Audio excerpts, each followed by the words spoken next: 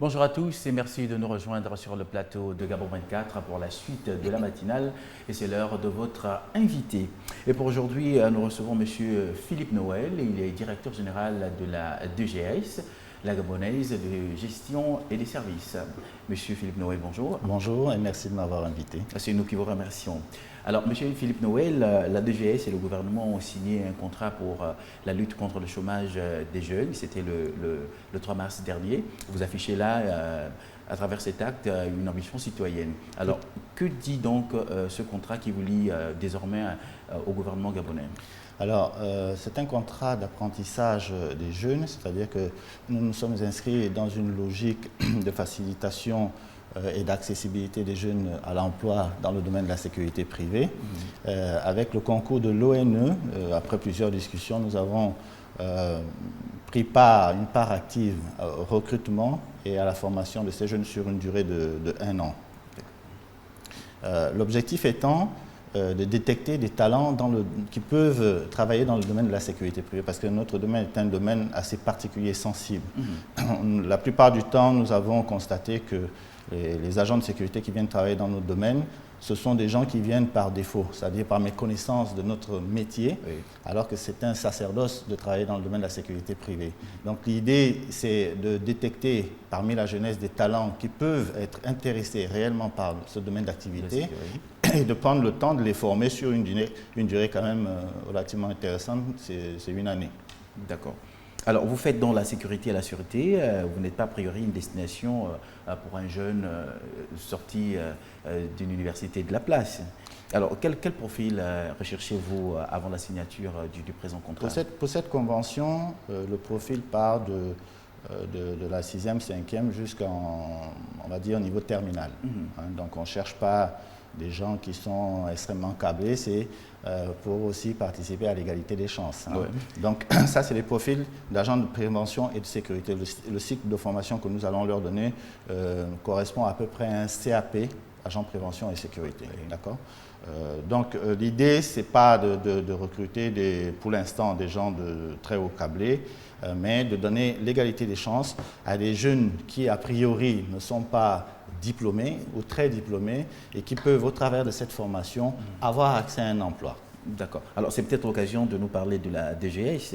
Vous savez que, vu de l'extérieur, peu de personnes ont peut-être une connaissance des services que vous offrez et peut-être si après de bonnes études, on peut travailler chez vous. Oui, DGS est une entreprise citoyenne qui existe depuis 18 ans déjà. Donc, nous sommes spécialisés dans le domaine de la sécurité et de la sûreté.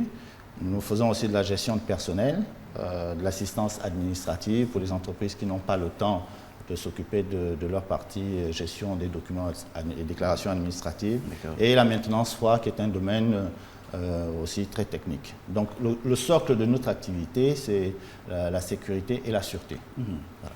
Alors, ils seront plus d'une centaine de jeunes chez vous. Comment ça va se faire ? 110 exactement. Voilà, 110. Comment va se faire l'accueil et leur accompagnement au sein de l'entreprise ? La première partie concernera le recrutement de ces personnels en collaboration avec l'ONE. Ensuite, nous allons faire une formation qui va durer à peu près 2 semaines pour permettre à ces jeunes de découvrir déjà les facettes de notre métier. Et ensuite, il y aura un accompagnement réparti sur 1 année où les agents seront mis en binôme avec des agents à nous qui sont déjà formés pour pouvoir découvrir un peu toutes les facettes de notre métier. D'accord. Alors, la sélection des dossiers, c'est faite par l'Office national de l'emploi ? Tout à fait. Par l'Office national de l'emploi présélectionne les dossiers. Nous soumet les dossiers parce que c'est nous qui connaissons quand même le profil que nous recherchons, même si nous l'avons déjà remis à l'ONE. Oui. En collaboration avec l'ONE, nous allons participer à une 2e sélection en entretien, bien sûr, comme un entretien d'embauche, bien entendu. Et après cet entretien, nous aurons une liste de 110 personnes qui aura été retenue et qui va commencer la formation. D'accord. Est-ce que l'embauche sera immédiate après cette période d'essai ? Normalement, au bout d'1 année, nous aurons quand même eu le temps de détecter les personnes qui sont capables de supporter les difficultés de ce métier. Donc, à ces personnes-là, effectivement, nous proposerons des CDD ou des CDI. Il se peut qu'avant cette période d'une année, nous détections déjà des profils qui nous intéressent et que nous leur fassions des propositions. La Convention permet à ce moment-là de suspendre la formation et de passer directement à un emploi direct. Donc tout dépend de la capacité de la personne que nous aurons en face de nous, tout dépend de sa capacité d'adaptation et de son potentiel. D'accord. Alors parlons de ces stages et seront-ils rémunérés? Oui, le stage est rémunéré à 80 000. Bien entendu, nous payons aussi une charge supplémentaire pour permettre que ce personnel soit déclaré à la CNSS et à la CNAMGS également aussi. Hein. Donc nous payons un salaire aux stagiaires et en même temps nous payons une quote-part à l'ONE pour que l'ONE puisse faire les déclarations à la CNSS et à la CNAMGS du personnel qui nous est mis en formation. Est-ce que ça veut dire que vous n'êtes pas une entreprise comme toutes les autres qui souhaitent faire des profits? Non, bien sûr que si, mais vous savez que la formation coûte très, très cher. Donc aujourd'hui, le domaine de la sécurité et de la sûreté n'est pas un domaine facile, c'est un domaine extrêmement sensible. Vous ne pouvez pas dire à quelqu'un, dormez tranquille, je veille sur vous, et vous ne mettez pas des gens qui sont formés pour exécuter cette mission. Il s'agit de responsabilité, il s'agit de vie humaine quand même.